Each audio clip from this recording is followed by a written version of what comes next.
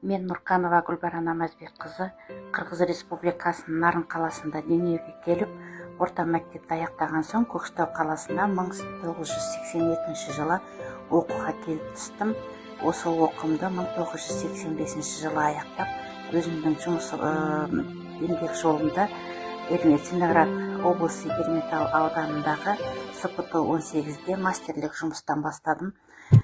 Одан кейін Көкшетау қаласына жанұяммен көшіп келіп, мектепте қазақ лицейінде істедім.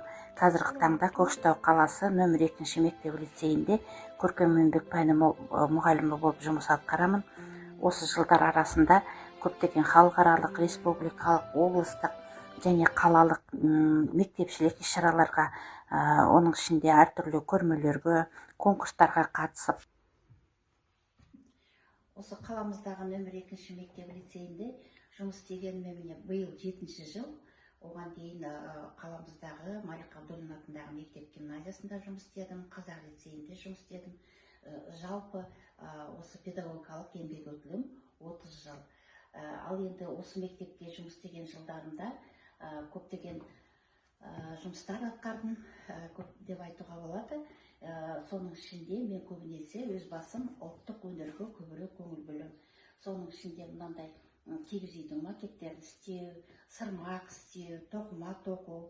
Оның ішінде қазір соңғы кездерде жаңағы жастарымыз көп көңіл бөліп жатқан сәндік бұйымдар, шекелік, шашбау деген сияқты осындай өнерлерге көбірек көңіл бөліп келе жатырмын. Оның ішінде ой өрнектеріміз бар, таза жүнден сырмақтар басамыз, жаңағы түскегіз, төл көрпелер, құрақ көрпелер, осындай жұмыстарды біз көбірек атқарамыз. Технология сабағында 3-ші мектептегі нелеріміз ғой, баяғы ескі машинкалар. Содан кейін қалалық көрмелерге қатысқанбыз. Так, это вот классные часы мои, класс мой любимый.